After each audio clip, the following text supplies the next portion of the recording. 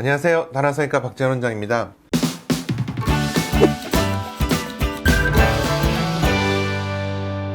자, 오늘은 어떻게 해야 얇은 모발을 얻을 수 있죠? 얇은 모발을 많이 획득해서 심고 싶어요 라고 얘기하시는 분들이 있는데요. 비슷한 주제로 예전에도 얘기를 했었는데 오늘 다시 한번 조금 정리해서 말씀을 드릴까 합니다.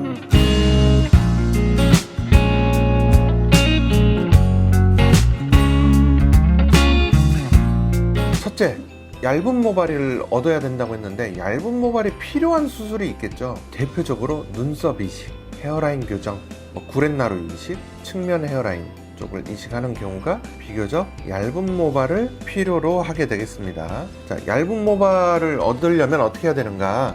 상황별로 한번 나눠서 비교를 해보겠습니다.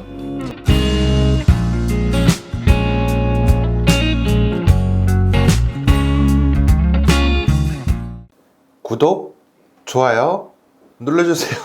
자, 절개, 비절개 어떤 게 더 유리한가? 절대적으로 절개 혹은 비절개 어떠한 한 가지 방법이 더 얇은 모발을 획득하기 쉽다라고 말하기는 어렵습니다. 왜냐하면 뒷머리 가운데보다는 측면, 위쪽보다는 아래쪽의 모발이 더 얇은 것으로 알려져 있어요. 그래서 절개식으로 하더라도 절개의 폭을 줄이고 길이를 길게 해서 양쪽 측면의 모발을 많이 획득을 하면 얇은 모발을 얻을 수 있다라는 얘기가 될 거고, 위쪽보다는 아래쪽에 디자인을 해도 그런 부분이 충족이 될 겁니다. 비절개는 양 측면이나 아래쪽에서 좀 더 채취를 하면 얇은 모발을 얻을 수 있기 때문에 유리한 부분이 있어요. 또 관점은 약간 다를 수 있지만 비절개는요, 채모 채취에도 이용을 할 수 있습니다. 그래서 가슴털이라든지 이런 것들을 뽑아서 필요로 하는 곳으로 옮겨줄 수 있는 수술을 할 수 있기 때문에 절개, 비절개는 딱 뭐라고 얘기하기는 어려운 것이죠. 자, 근데 비절개 얘기가 나왔으니까 그러면 삭발 방법에 따라서는 차이가 있는가?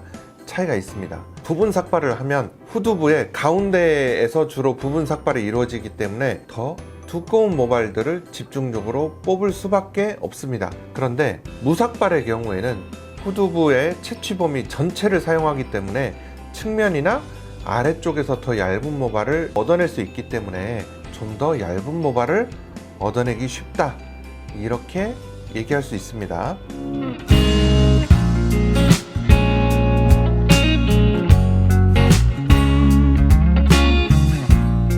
다나에서는 얇은 모발을 어떻게 확보해서 어떻게 심어서 더 자연스럽게 보이게 하는가? 헤어라인 교정을 예로 들어볼게요.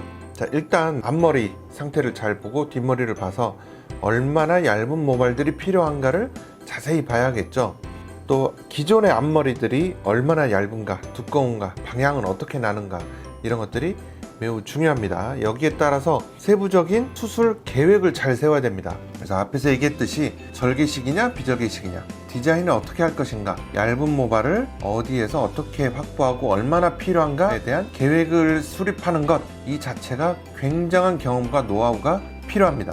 자, 절개식이건 비절개식이건 채취를 했다면 분리 및 분류하는 단계로 들어가게 됩니다. 그래서 현미경으로 분리와 분류를 해줘야 굵기별로 아주 세밀하게 구분해서 이식을 할 수 있습니다. 이식 단계로 가게 되면요, 아주 세밀한 굵기 차이에 따라서도 이 모낭을 앞쪽에 심을 것인가 약간 뒤에 심을 것인가, 측면 쪽에 심을 것인가 안쪽에 심을 것인가, 이 심을 위치를 결정하게 됩니다. 심을 위치를 의사가 직접 결정해야겠죠. 또 슬립 방식보다는 식모기 방식이 이거를 직접 결정하면서 하기 때문에 조금 더 유리하다라고 볼 수 있고요. 슬립 방식에서도 간호사가 심는 것보다는 의사가 직접 이식을 한다면 이런 부분은 완화가 될 수 있겠죠.